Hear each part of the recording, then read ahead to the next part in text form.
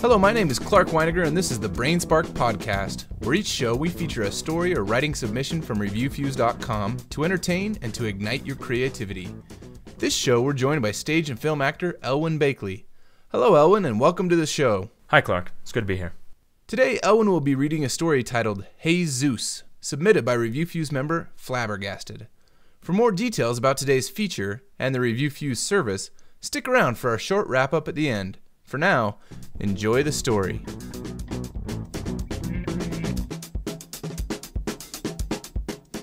I was the school's devout Christian.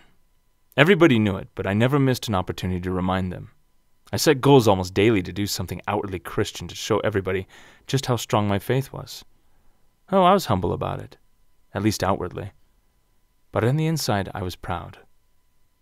When it came down to it, all my good deeds were self-centered. They fed my ego. That all changed the second semester of my senior year at Oakside High School, when I had the privilege to befriend the most incredible kid I've ever known. It was the first day of the new semester, and my PE teacher, Miss Thornton, had a special announcement. A new kid would be joining our class. It's important to understand that the Oakside senior class was a mere 40-odd students strong, so a new student was actually a big deal. Immediately there was excited whispers among the students. Is he cute? I bet it's not a he, it's probably a she. And compared to the rest of the girls at this school, she must be hot. No, it's going to be a he, and he will be a football all-star that will finally end our losing streak. Mass disappointment overcame the crowd as the teacher continued the new kid's introduction. His name was Christopher Zuce. He was a special student. He had Down syndrome, and we were all going to treat him with the utmost respect that every human being deserves. Then we finally got to see him. He was particularly chubby, to put it nicely, and his face was deformed in such a way that it gave him a permanent scowl. With his first words, "Hello, class," it was obvious that his speech was stuttered and slurred. I knew right off the bat that most people were going to do their best to ignore him, with an obvious exception in the case of Luke Itafer and his clonies. I like to call him that because they were always trying to make themselves the best clone of Luke they could be. They were going to have some fun with this retard kid. I couldn't have been happier. I hadn't done anything publicly Christian for at least a week, being busy with finals and all, and Chris was the perfect subject. I was going to befriend this pitiful child of God that nobody else would have anything to do with. I was going to sacrifice my precious time to get to know him, make him feel welcome, and express God's equal love for all people, even different people, certainly implying that I had the same love. I did not yet know anything of sacrifice and love. I was on a roll. Chris really seemed to enjoy the opportunity to socialize with somebody who actually seemed interested in him. By the end of the hour, I had introduced myself, learned such things as where he used to live and what his old school was like, and explained to him the meaning of my WWJD bracelet. To my utter delight, Chris actually seemed interested in this Jesus guy. The next day I brought him the entire New Testament and told him to read the first 4 books, Matthew, Mark, Luke, and John, to find out more about Jesus. I even invited him to church. I couldn't believe how well this was going. The next day Chris came back spewing about what he read last night, which was only about the first 3 chapters of Matthew, and how much he looked forward to the church. It was amazing how, despite the ugly scowl, I could actually tell he was excited. It was later that day after school that Chris had his first run-in with Luke.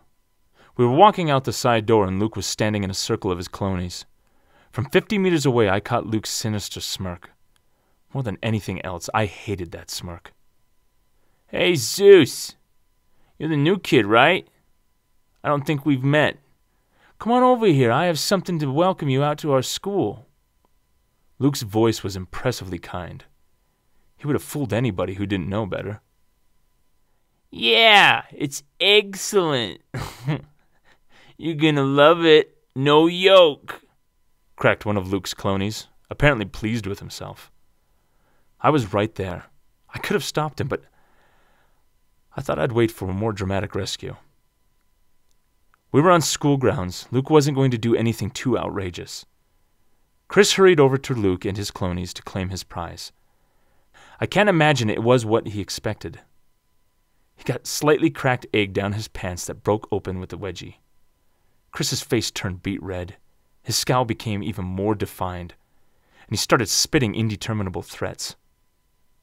This didn't do anything but make the gang laugh at and mock him, which made Chris's face redder, scowl uglier, spit more frequent, and threats more muttered.